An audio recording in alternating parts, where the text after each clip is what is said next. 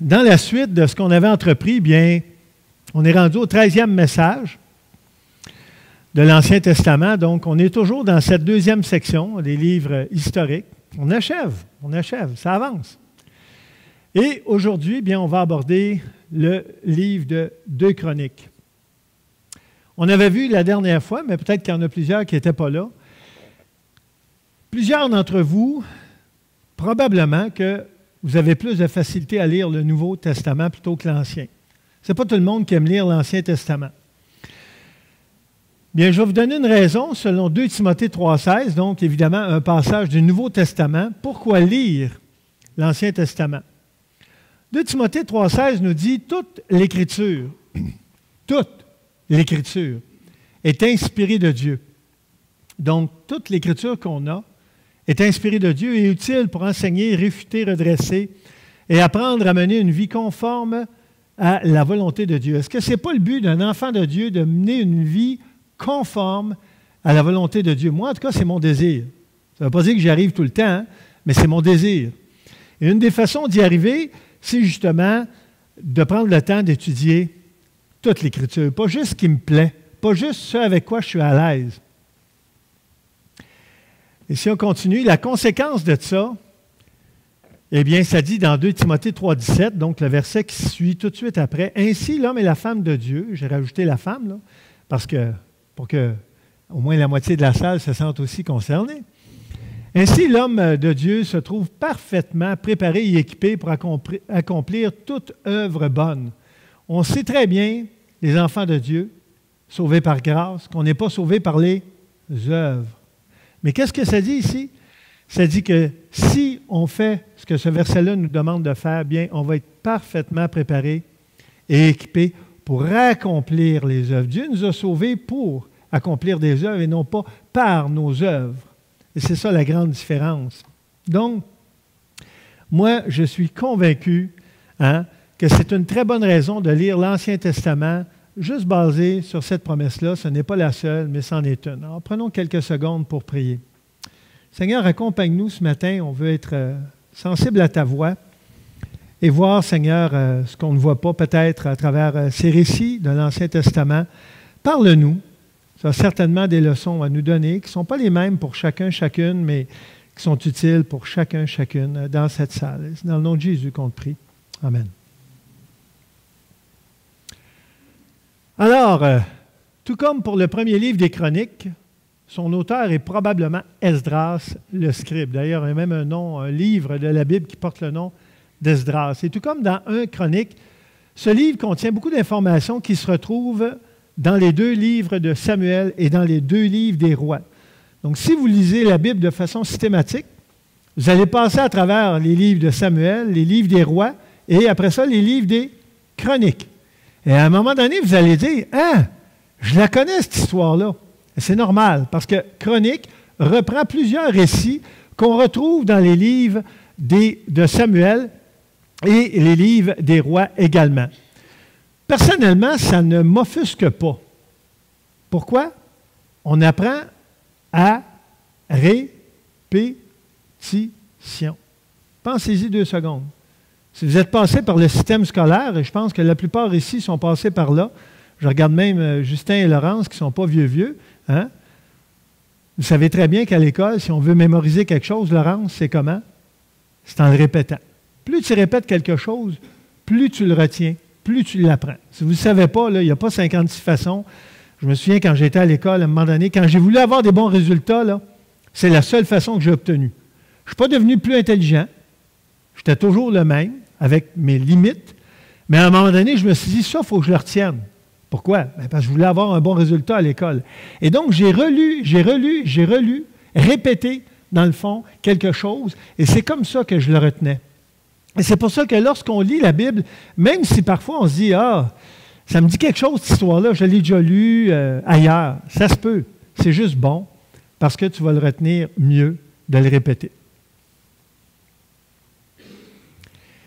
Ici, j'ai trouvé cette illustration sur Internet qui représente le temple de Salomon. Et quel superbe temple que Salomon a remis tant d'années d'ardeur et d'argent à construire. Il en est question dans les livres que je viens de vous mentionner. Et Salomon et le peuple étaient persuadés et convaincus qu'il subsisterait éternellement. Quand on regarde le nombre d'années, l'argent qui a été nécessaire, toute la sueur qui a été dépensée pour construire le temple, Martin, tu le sais, tu es un gars qui bricole. Si tu avais pris le temps de construire ce que Salomon a construit, est-ce que dans ta tête, ça aurait été juste pour un temps? Je pense que tu te serais dit, il va passer à travers le temps. Mais l'histoire nous montre qu'environ 150 ans plus tard, le temple a été détruit. Pourquoi? Parce que les enfants de Dieu ont désobéi. Et Dieu, dans sa promesse, il avait dit, si vous obéissez, voici les conséquences. Mais si vous désobéissez, voici les conséquences. Et les conséquences ont été dures. Et je me souviens, moi, d'avoir lu le récit. Quand tu regardes le temple qui est détruit, ça nous fait quelque chose. Moi, ça me pince, tu sais. Je me dis, hey, c'était tellement beau, là, les matériaux qu'il y avait là. Ce que vous voyez qui est doré, là, c'est pas juste de la couleur, de la peinture dorée, là. Il y avait vraiment beaucoup d'art dans ce temple-là. Ça valait, je ne sais pas aujourd'hui, Martin, si ça a déjà été évalué, hein, ça vaudrait des millions ou des milliards, je ne sais pas. Parce que, écoute, les matériaux qu'il avait pris, c'était tous les meilleurs matériaux de l'époque. Donc, le travail pour faire le temple avait été phénoménal, mais à cause de la désobéissance, tout ça est tombé. Et ça peut nous donner une leçon, parce que vous savez, de nos jours, il y a des gens qui mettent beaucoup, beaucoup de temps pour ramasser de l'argent et des biens matériels. Mais on ne va pas les emporter avec nous, et les biens matériels ne sont pas éternels. Hein? Toutes ces richesses-là, d'ailleurs, essayez de les retrouver aujourd'hui, c'est enfoui en quelque part sous des tonnes de sable, on ne sait pas où. C'est pour ça qu'il se fait tant de richesses aussi dans ces pays-là, parce que des fois, ils espèrent retrouver des anciens trésors ou des vestiges de cette époque-là. Mais écoutez, c'est compliqué à trouver, là. C'était simple, il y aurait bien du monde qui travaillerait là-bas. Ce second livre, donc, de Chroniques, insiste particulièrement sur la vie du royaume du Sud, Juda, du début du règne de Salomon jusqu'à l'arrivée en poste du roi de Perse, Cyrus. En fait, la finale de 2 Chroniques est extrêmement expéditive parce qu'on passe rapidement à travers l'époque également où les Babyloniens ont envahi Jérusalem, Nebuchadnezzar et toute la déportation du peuple, la captivité en fait à Babylone. Donc, c'est un livre qui s'étend quand même sur 35 chapitres. Il va s'étendre beaucoup sur l'histoire du royaume du Sud, donc Juda. Mais quand il arrive à la fin de cette période-là, il va plus rapidement et de façon expéditive. Donc voilà, il couvre même la période de la captivité babylonienne sans toutefois s'y attarder. Et c'est alors que le temple va être détruit pour être reconstruit sous Cyrus. Alors, je trouve des illustrations. Vous savez, sur Internet, là, c'est fou tout ce qu'on trouve. Moi, en tout cas, personnellement, je n'ai pas de problème avec ça. Je trouve ça pratique. La seule chose, c'est qu'il y a tellement de choix. Hein. Tu le sais, Martin, quand tu fais des recherches, il y a tellement de choix, c'est qu'à un moment donné, tu dis, bon, laquelle prendre? Mais ça représenterait probablement le roi Salomon. Et dans ce livre, l'emphase du rédacteur est mise sur les bons leaders, les bons rois, en fait, de Juda, qui ont tenté de rapprocher le peuple à son Dieu. Puisque le royaume du Nord, là, je vous parlais tantôt du royaume du Sud, Juda, le royaume du Nord, parce que le royaume avait été divisé, rappelez-vous, suite à la royauté de Salomon, Dieu avait donné comme conséquence qu'il avait divisé le peuple d'Israël en deux. Il y avait vraiment là, 2 peuples distincts, Juda au sud, Israël au nord, avec des rois distincts. Et le royaume du Nord, qui était appelé Israël, était particulièrement idolâtre et rebelle à l'Éternel, et il n'est à peu près pas mentionné dans ces récits qui mettent l'accent sur les bons exemples, virgule, bien qu'imparfaits. Vous allez le voir, je vais vous donner un petit résumé de ça dans les prochaines minutes. Donc, j'ai fait un tableau, ça, vous ne trouverez pas ça sur Internet. Je suis assez intense, ou je ne sais pas trop dire quoi, zélé, je ne sais pas. Je me suis mis à faire ce tableau-là. Je trouvais ça long. Je me suis dit, ça vaut la peine. Puis là, vous avez juste la moitié. L'autre moitié, c'est l'autre slide. C'est intéressant. C'est intéressant. Ce que j'ai regardé, en fait, j'ai pris ma Bible dans 2 Chroniques et systématiquement, parce que ça, c'est en lien avec 2 Chroniques. Donc, l'information qui est là est véridique en lien avec le livre que je vous amène l'étude aujourd'hui. On voit les rois de Juda et on voit également les chapitres qui couvrent leur règne la durée de leur règne et l'évolution de leur règne. Ça, c'est quelque chose que j'ai décidé de mettre parce que je me suis dit, c'est intéressant de voir comment les rois ont été. Souvent, on regarde le début d'une histoire et on imagine la fin comment? Pareil, hein, vous êtes d'accord? Imaginez quelqu'un qui naît dans la richesse. Habituellement, il va mourir comment? Dans la richesse. Quelqu'un qui naît dans la pauvreté, il va mourir comment? Dans la pauvreté. Quelqu'un qui naît handicapé va mourir comment? Handicapé. Je me permets une petite parenthèse. Cette semaine, j'ai trouvé ça vraiment touchant. Il y avait un article dans les médias qui parlait d'un athlète québécois âgé de 24 ans. Cet athlète-là, il y a quelque chose de particulier. C'est quand il était jeune, il était dyslexique puis dysorthographique. Si vous voulez savoir c'est quoi, il faudrait en parler un petit peu à Nancy parce que ce n'est pas ma spécialité. Mais je pense que tu seras d'accord avec moi, Nancy, pour dire qu'un enfant qui est dyslexique puis dysorthographique, il est hypothéqué pour l'école, oui ou non? Il est hypothéqué. Ce jeune-là, il en parlait aux nouvelles cette semaine pour 2 raisons. La première raison, c'est qu'il vient de compléter un bac à l'Université Laval. Et il commence sa maîtrise. Pour quelqu'un qui avait des handicaps, on va le dire comme ça, importants au niveau de l'école, c'est phénoménal le chemin qu'il a suivi cet enfant-là. Plus que ça. Lui, il a réalisé aussi l'importance dans la vie d'être en santé.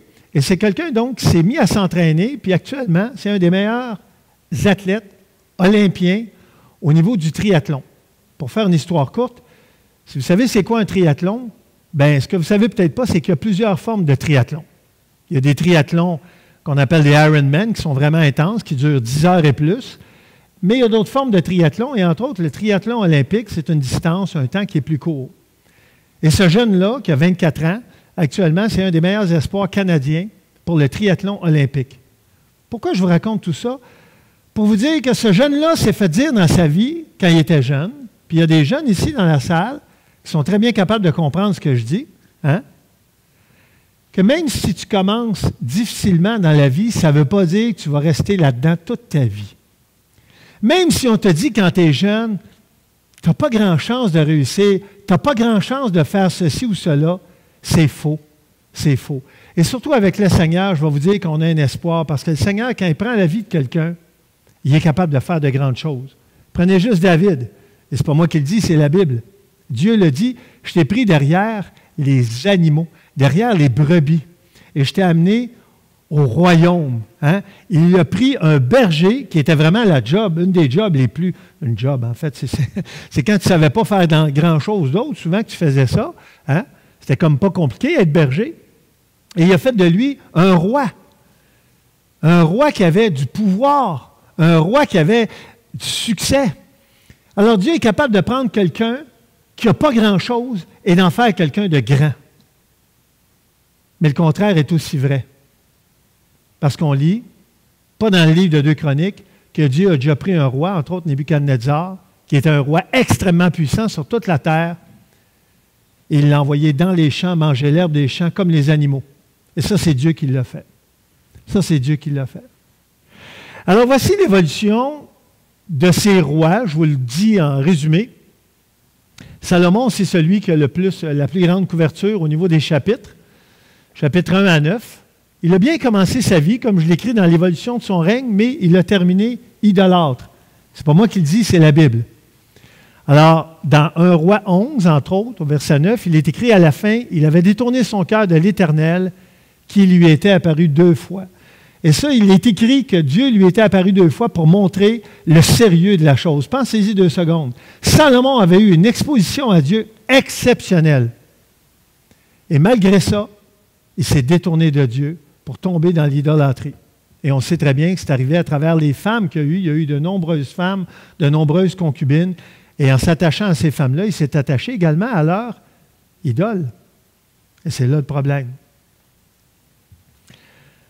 Roboam. Roboam, chapitre 10 à 12, lui, il a été moyen. D'ailleurs, c'est intéressant, au verset 12 du chapitre 12, c'est écrit « Il y avait encore de bonnes choses concernant le règne de Roboam. » Autrement dit, c'est partagé. Ce n'était pas un roi qui était entièrement Dieu, ce C'était pas un roi qui était le pire non plus. Abijah, tout que des noms. Abijah, ça a été un bon roi. En général, on ne se trompe pas. Et regardez le verset 11 qui résume son règne. Abijah observait les commandements de Dieu. Si tu veux être un bon enfant de Dieu, un chrétien fidèle, observe les commandements de Dieu. C'est la même chose pour moi, pour toi. On ne se trompe pas. C'était la réalité de l'Ancien Testament. C'est encore la réalité. Plaire à Dieu, ce n'est pas une émotion. Ah, moi, je pense que je plais à Dieu. Ah ouais? Pourquoi? Si on gratte un peu, là, on s'aperçoit que la Bible a dit que toute notre justice est comme un vêtement souillé. Hein? Asa. Asa, il a été en règne 41 ans. C'est un des rois qui a été le plus longtemps dans son royaume, dans le royaume de Juda. Il a bien commencé, il a mal terminé. Et pourquoi? Ça dit au verset 7 du chapitre 16, il s'est appuyé sur le roi de Syrie. Au début de sa vie, il s'appuyait sur Dieu. Puis à un moment donné, on ne sait pas pourquoi, il a basculé. On va le voir un petit peu plus loin dans mon message parce que je vais revenir sur Asa. Mais à un moment donné, il a arrêté de s'appuyer sur le Seigneur, sur sa parole. Pow! Puis il s'est appuyé sur le roi de Syrie. Et là, ça a été le début de la fin pour lui. Et sa fin est vraiment, vraiment triste et pathétique. Josaphat. Josaphat, il a bien commencé. Il est devenu charnel. Et pourquoi? Regardez la parenthèse, parce qu'au verset 9 du chapitre 18, ça dit qu'il y a eu des mauvaises fréquentations et il a fait des compromis parce qu'il s'est allié avec un roi charnel, Akab, qui était roi d'Israël. Donc un roi du royaume du Nord qui était charnel, qui était vraiment, mais vraiment loin de Dieu. Bien, Josaphat, il s'est allié avec lui durant cette période-là. Mais après ça, il est revenu. Il s'est redissocié d'Akab et il est revenu à Dieu. C'est intéressant comme exemple parce que ça nous montre que tu peux bien commencer, passer par un temps difficile, mais te replacer également. À partir du moment où il a redélaissé, où il a délaissé en fait sa liaison, le lien qu'il avait avec Akab, bien il est revenu beaucoup plus proche du Seigneur. Et ça, c'est un espoir pour nous, que si on s'éloigne du Seigneur, c'est possible de revenir. J'ai vu plusieurs chrétiens qui l'ont fait dans leur vie, qui ont vécu des périodes de désert, des périodes difficiles, et à un moment donné, ils se sont replongés les regards dans la parole de Dieu, recommencer une vie de prière, se joindre à un groupe de croyants au sein d'une église et retrouver cette joie du Saint-Esprit, du salut. Joram. Joram a été en poste 8 ans. Un seul chapitre lui est consacré. Ça a été un mauvais roi. Il a favorisé, là je vous ai juste mis une phrase au verset 11, ça dit qu'il a favorisé la prostitution du peuple. Pensez-y, un roi qui fait ça. Ça a de l'influence sur tout le peuple, là.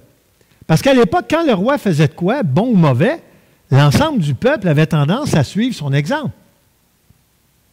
Acasia et Athalie, pathétique. Un fils et sa mère. C'est la seule femme qui est mentionnée ici dans 2 Chroniques au niveau des rois. Il a été mauvais, elle a été mauvaise. Et regardez au verset 3 du chapitre 22, ça dit « Sa mère lui donnait des conseils impies ». Et évidemment, puisqu'Acasia ne plongeait pas ses regards dans la Bible, il écoutait sa mère et il a fait de très mauvais choix. Elle est devenue reine, mais heureusement, il y a quelqu'un qui s'est occupé de régler son compte et son cas parce qu'elle apportait beaucoup de mal à Juda. Et j'ai écrit tellement à tel fils, dans ce cas-là, c'était évident. Joas. Vous savez ce qui est intéressant, si vous regardez les bons, moyens, bons, mauvais, bons, c'est que parfois, un mauvais roi suivait un bon roi et un bon roi suivait un mauvais roi. En fait, ce que je comprends, puis c'est souvent leur fils qui prenait, si vous me suivez, là, la royauté, ça marchait par filiation sanguine, en fait. Si tu étais le fils du roi, puis tu étais l'aîné, bien, en principe, tu devenais le futur roi. Mais moi, j'ai l'impression que, comme on le voit avec David, les rois de l'époque n'étaient pas toujours proches de leur père, qui était roi. C'est-à-dire les fils des rois, je reviens, n'étaient pas toujours proches de leur père qui était roi. Pourquoi? Parce que le roi, il vivait, lui, dans l'opulence. Souvent, ces rois-là avaient vraiment, ils vivaient dans... Écoute, ils étaient dans le luxe, il y avait des femmes autour d'eux, plusieurs d'entre eux. Hein? D'ailleurs, Salomon avait donné un exemple tellement épouvantable que les autres qui ont suivi par après ont suivi cet exemple-là avec tous les problèmes que ça implique.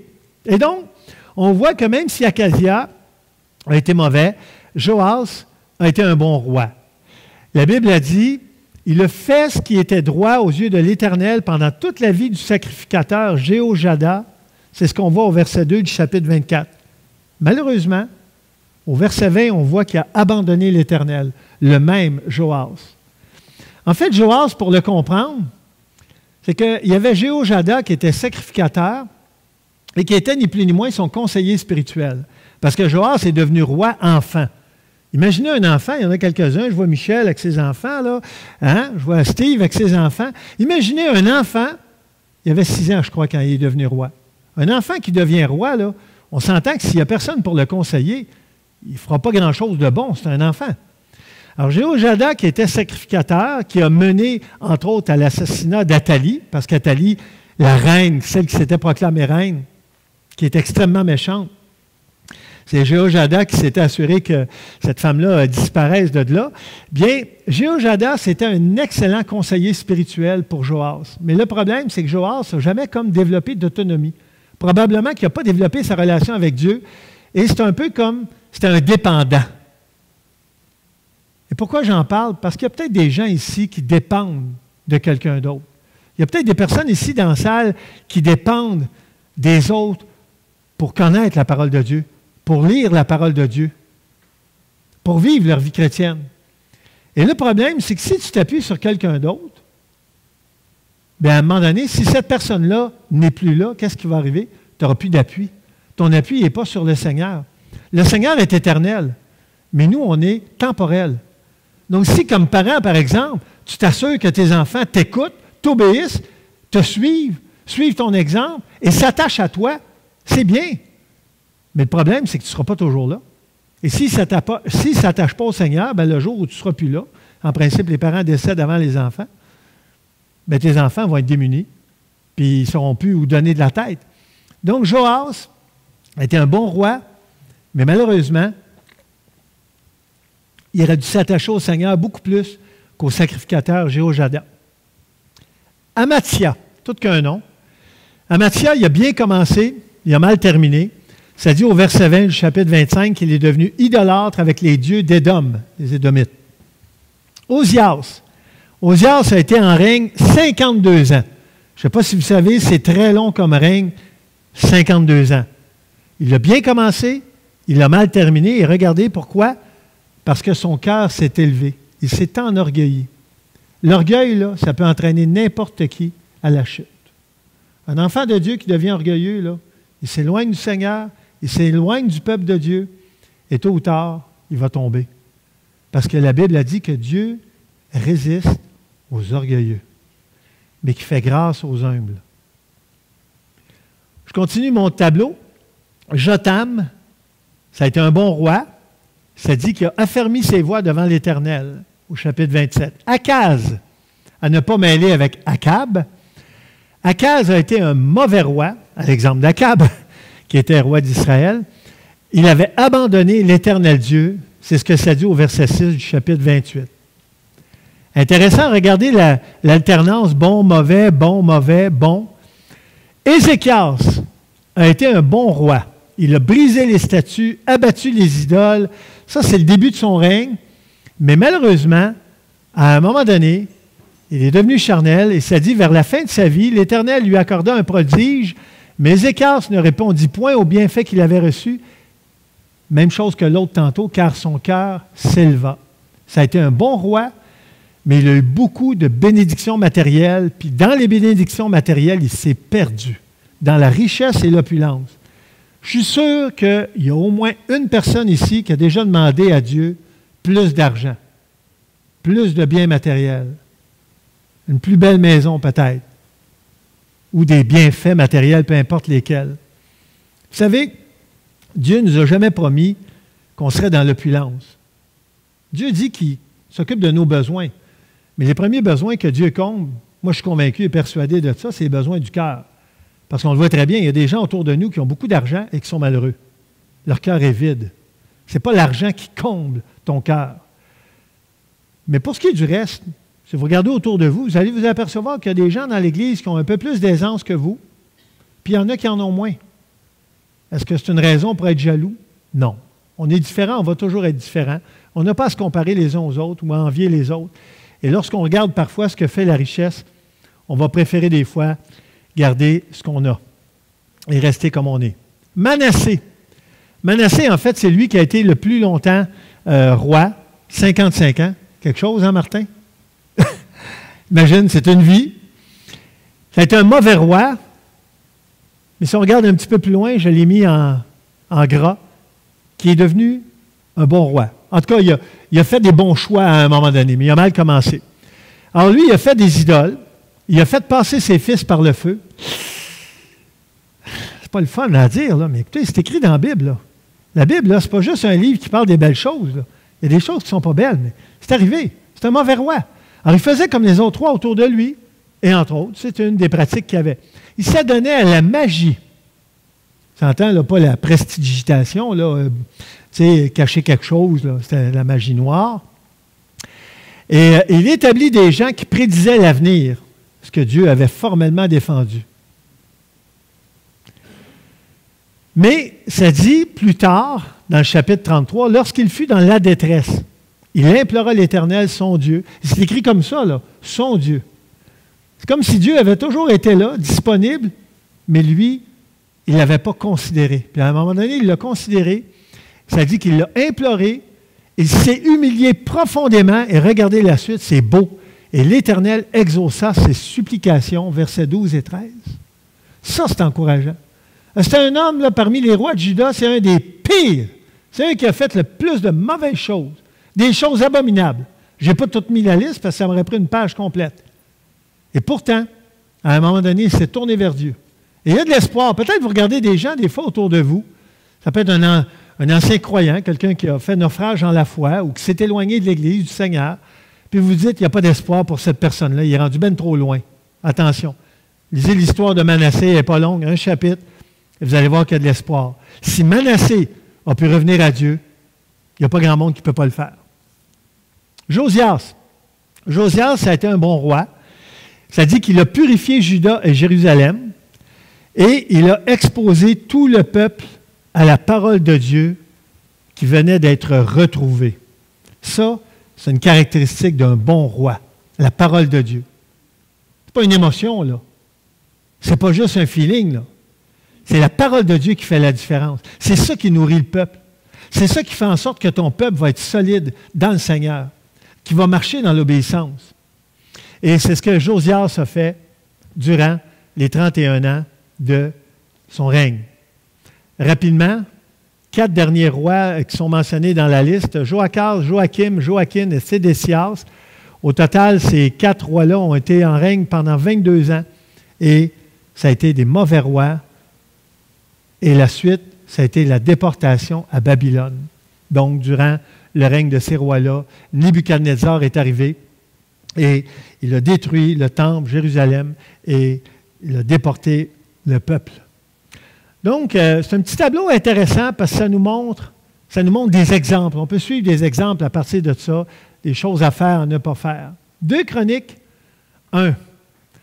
Un passage ici qui dit « Pendant la nuit, Dieu apparut à Salomon et lui dit « Demande ce que tu veux que je te donne. » Et Salomon répondit « Donne-moi de la sagesse et de l'intelligence afin que je sache me conduire à la tête de ce peuple. » Et c'est intéressant, la question que je vous pose et que je me pose, est-ce qu'on demande à Dieu de la sagesse et de l'intelligence pour bien vivre notre vie, hein, pour être des bons parents, pour être des enfants de Dieu fidèles, ou demandons-nous seulement la santé, la prospérité, le bonheur, les biens matériels?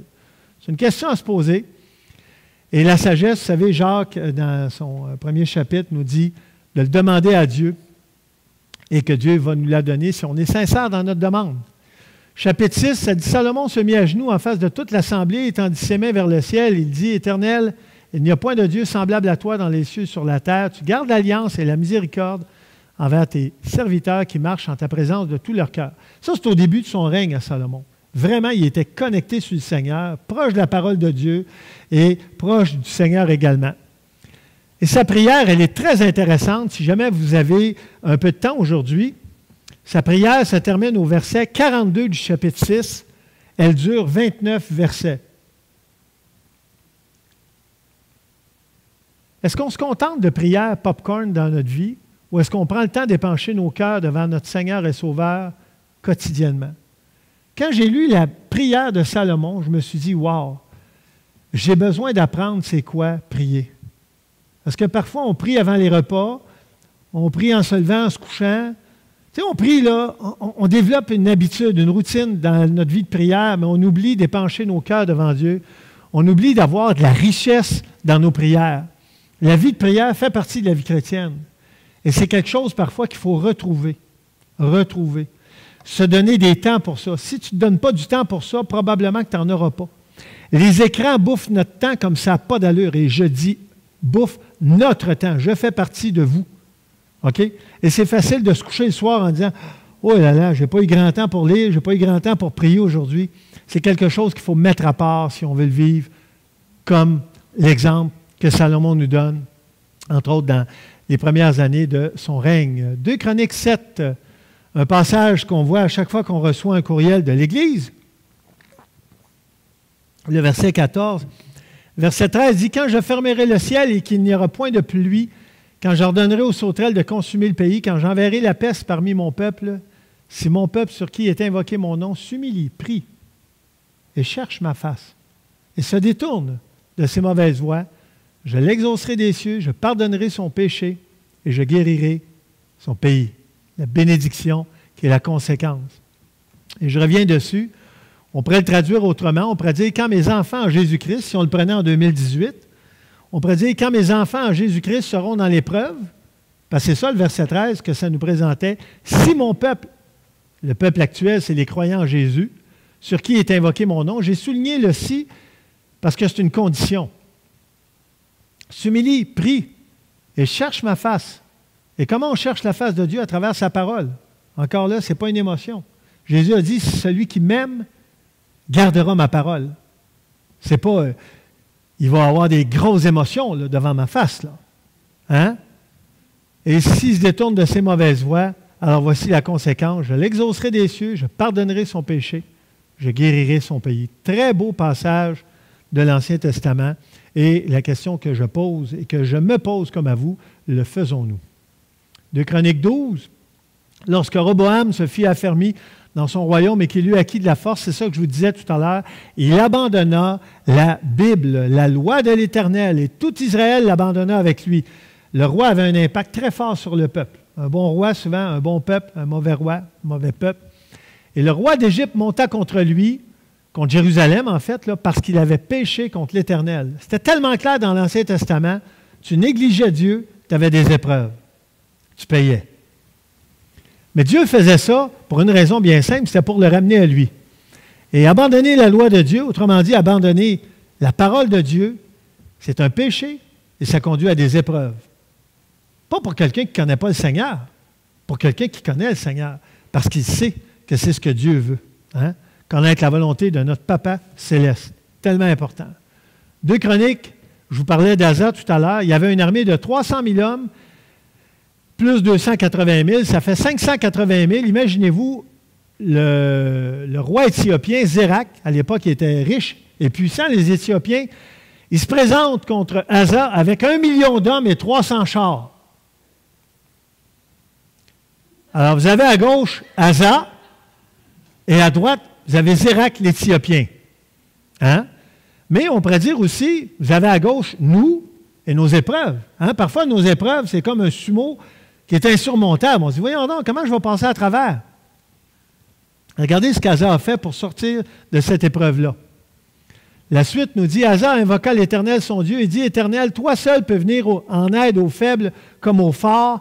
Viens à notre aide, Éternel notre Dieu, car c'est sur toi que nous nous appuyons. Il ne s'est pas appuyé sur son armée de 580 000 soldats. Il s'est appuyé sur l'Éternel. Et nous sommes venus en ton nom contre cette multitude. Et nos épreuves, on peut les présenter à Dieu en son nom. Hein? Éternel, tu es notre Dieu, que ce ne soit pas l'homme qui l'emporte sur toi. Et ça dit, l'Éternel frappa les Éthiopiens. Et les Éthiopiens prirent la fuite. Ils furent détruits par l'Éternel et par son armée. Alors Asa représente le petit bonhomme sur le géant qui est couché au sol. Pow! Knock-out! C'est intéressant, 2 Chroniques. Il y en a qui lisent ça, ils pensent que c'est plate, l'Ancien Testament. Voyons donc! Cependant, 2 chapitres plus tard, toujours avec Asa, ça dit, Anani le voyant, qui était un peu comme un prophète, alla auprès d'Asa, roi de Juda, et lui dit, parce que c'est plus tard dans sa vie, Asa, il s'était appuyé sur le roi de Syrie dans un conflit armé, et non pas sur l'Éternel. Parce que tu t'es appuyé sur le roi de Syrie et que tu ne t'es pas appuyé sur l'Éternel, ton Dieu, l'armée du roi de Syrie s'est échappée de tes mains. Les Éthiopiens, puis là, il lui rappelle l'autre histoire précédente, les Éthiopiens ne formaient-ils pas une grande armée avec des chars et une multitude de cavaliers, 1 million? Et cependant, l'Éternel les a livrés entre tes mains. Pourquoi? Parce que tu t'es appuyé sur lui. Car l'Éternel étend ses regards sur toute la terre. Wow, quel beau verset de l'Ancien Testament. Ça, tu pourrais le mettre sur ton frigo, ta porte de chambre, ton agenda, sur ton dash d'auto pour t'en rappeler à tous les jours. Car l'Éternel étend ses regards sur toute la terre pour soutenir ceux dont le cœur est tout entier à lui. Et Anani lui dit, tu as agi en insensé dans cette affaire, car dès à présent, tu auras des guerres. Évidemment, ce n'était pas tout à fait des avions comme ça qui faisaient la guerre, mais il y a eu des guerres et l'histoire est très claire. C'est parce qu'Asa ne s'appuyait plus sur le Seigneur qui avait des épreuves dans sa vie. Et regardez la suite, c'est vraiment pathétique. La fin de la vie de ce roi qui jadis fut fidèle, la 39e année de son règne, donc c'est pratiquement à la fin de son règne, Asa a eu les pieds malades au point d'éprouver de grandes souffrances, et même pendant sa maladie, il ne chercha pas l'Éternel, mais il consulta les médecins. Et ce que le passage nous dit ici, ça ne dit pas de ne pas consulter les médecins. Mais parce qu'il était croyant, il aurait dû premièrement prier dans son épreuve. Et au lieu de prier, il est allé voir les médecins. Parce qu'il n'y avait plus de relation avec Dieu. Il n'y avait plus de relation avec sa parole. Il s'était éloigné de Dieu. Chapitre 32 nous dit, Ézéchias, un autre roi, réussit dans toutes ses entreprises. Cependant, lorsque les chefs de Babylone envoyèrent des messagers auprès de lui pour s'informer du prodige qui avait eu lieu dans le pays, Dieu l'abandonna pour l'éprouver afin de connaître tout ce qui était dans son cœur. C'est un peu particulier comme histoire, mais ce que ça nous montre, c'est que parfois on peut se sentir abandonné de Dieu, mais Dieu veut voir comment on va réagir dans cette situation-là. Sur qui on va s'appuyer? Rappelez-vous Job. Job a été mis à l'épreuve volontairement. Ce n'est pas un accident, l'histoire de Job. Dieu savait ce qui se passait. Dieu contrôlait aussi, là. Il savait, il avait dit à Satan, il y a des limites. Tu vas aller jusque-là, mais pas plus loin. Et c'est un peu ce qui est arrivé dans la vie d'Ézéchias. Au chapitre 34, le roi Josias, ça dit qu'il a fait assembler tout le peuple depuis le plus grand jusqu'au plus petit. Il a lu devant eux toutes les paroles du livre de l'Alliance, c'était la Bible d'alors, qu'on avait trouvée dans la maison de l'Éternel. Pourquoi je vous ai mis ce passage-là?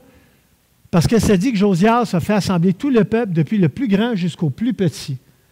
Autrement dit, dans ce passage-là, on voit qu'il y avait des Justins, il y avait des Laurence, il y avait des Satia, il y avait des Sopir, puis il y avait les autres enfants dont j'ignore le nom qui sont dans cette salle ici, qui étaient exposés à la parole de Dieu. Ce n'était pas juste des adultes, ou ce n'était pas juste des ados, ou ce n'était pas juste des personnes qui étaient de façon évidente, toutes capables de bien comprendre.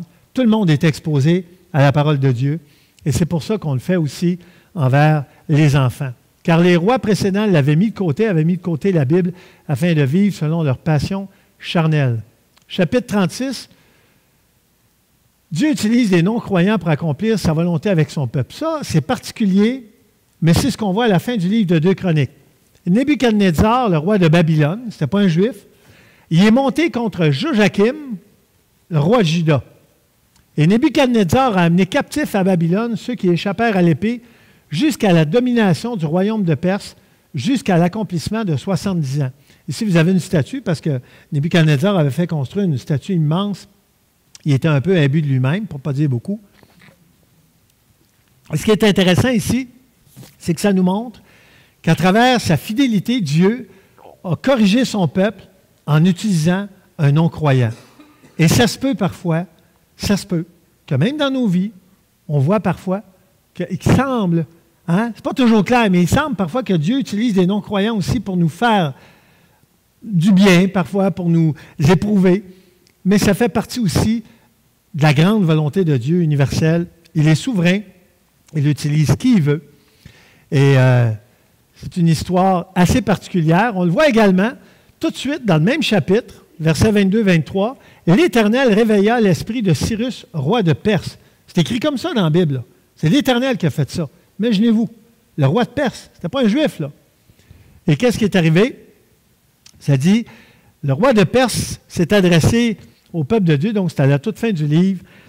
L'Éternel, le Dieu des cieux, m'a donné, imaginez-vous, là, c'est un non-juif qui parle, m'a donné tous les royaumes de la terre et il m'a commandé de lui construire une maison à Jérusalem en Juda. En Dieu, là, imaginez-vous comment c'était pathétique. Le peuple réalisait que Dieu utilisait des non-juifs pour faire sa volonté. Il y avait toute qu'une leçon pour les Juifs là-dedans. Ça montrait comme, regarde, vous n'avez pas été fidèles envers moi, mais je vais prendre des infidèles pour faire ma volonté. Puis c'est eux autres qui vont la faire. Puis ils vont la faire comme il faut. Et Cyrus termine en disant, qui d'entre vous est son peuple? Il n'était pas du peuple de Dieu, mais il avait été un instrument de Dieu pour parler au peuple. C'est parfois décourageant de lire toutes les histoires de ces rois qui avaient de nombreux travers. Certains d'entre eux débutaient dans la soumission et l'obéissance pour terminer en rébellion, en désobéissance, mais il y a des leçons pour nous à tirer ici. La lecture de ce livre nous sensibilise concrètement à la réalité binaire de l'obéissance et la bénédiction divine versus la désobéissance et la malédiction divine, et cette vérité a fait partie de l'histoire de toute l'humanité, même si on voudrait que ce soit différent. Dans ce livre, on peut apprécier la grâce céleste qui se manifestait autrefois, qui était toujours essentielle à notre survie en ces derniers temps. Dieu veut toujours, et ça c'est une réalité qui existait à l'époque et qui existe encore, pardonner les fautes de ses enfants et accueillir toute personne qui se présente à lui avec un cœur humble, sincère et repentant. Et la promesse de 1 Jean 1,9 nous le montre. Le temple divin éternel, parce qu'on voyait le temple dans le récit de 2 Chroniques qui a été détruit, hein? C'est triste, mais on voit dans notre réalité que le temple divin éternel n'est pas construit de main d'homme. Car le temple du Saint-Esprit qui est éternel, la Bible a dit que c'est nous, les croyants. C'est en nous, le temple du Saint-Esprit. En Christ, qui en sommes composés. En Christ étant la tête. Vivons donc en conséquence de cette merveilleuse promesse, vérité et réalité. Et je termine par cette diapo-là. Vous savez, on regarde l'histoire de 2 Chroniques qui parle des rois, et c'est triste. Mais vous savez, David avait reçu des promesses qu'il y aurait toujours un descendant. Hein? Le seul roi juste, saint et parfait qui aurait été de la lignée de David n'a toujours pas exercé son règne de façon absolue et souveraine, car c'est à son retour sur terre que Christ le fera. Et c'est ce qui m'amène à mettre cette phrase, « Le meilleur est à venir », parce que le bon roi, le seul parfait, le seul qui est éternel, le seul qui va avoir un règne incomparable, c'est Jésus. Maranatha. Prions. Seigneur Dieu, merci pour ta parole, merci pour tout ce que tu fais pour nous. Merci pour ces livres de l'Ancien Testament qui nous enseignent de très, très bonnes leçons de vie. On peut apprendre plein de choses, Seigneur, sur toi. On peut apprendre plein de principes, mettre en pratique, même à notre époque, et tirer des leçons, Seigneur, de ces histoires qui ont un sens, parce que ça fait partie de ta Bible, ça fait partie de la parole de Dieu, et ça a été écrit pour notre instruction. Alors, Seigneur, puisses-tu nous fortifier en toi, car c'est dans le nom de Jésus qu'on te prie. Amen. Dernier cantique.